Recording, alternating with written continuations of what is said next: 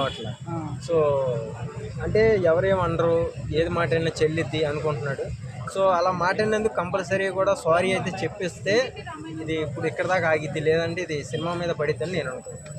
ఇంకోటి ఏంటంటే అదిదా surprise song release అయిన తర్వాత మన తెలంగాణ కమిషనరు ఇది ఏంది అసలు ఏమన్నా మెసేజ్ ఉందా అని తను ట్వీట్ చేసింది.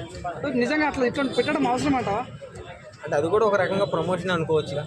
ఓకే, సో మీరు దాన్ని సమర్థిస్తారు అయితే.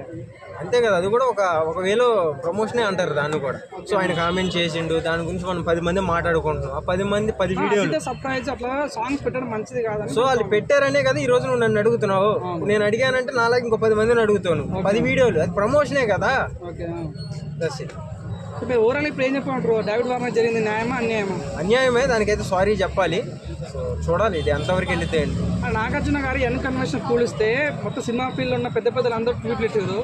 ఒక బయట దేశం నుంచి ఒక తెలుగు చిన్న సినిమా, అది పుష్ప కాదు, బాహుబలి కాదు, కల్కి కాదు, చిన్న సినిమాలు యాక్ట్ చేసిన డేవిడ్ వార్నర్ని ఆరా తిట్టడము ఎందుకని పెద్ద సినిమాలో ఉన్న పెద్దవాళ్ళు ఎందుకు రెస్పాండ్ అవ్వట్లేదు? ఇంకా రెస్పాండ్ అవ్వలేదంటే ఇంకా వాళ్ళ దాకా వెళ్ళలేదేమో, లేదా ఇంకా రెస్పాండ్ అవుతారేమో ఒక కమిటీ పెట్టుకొని చూడాలి. సో దీనికైతే మీరు ఖండిస్తారు 100%. ఓకే కృష్ణ గారు, థ్యాంక్ యూ సో మచ్.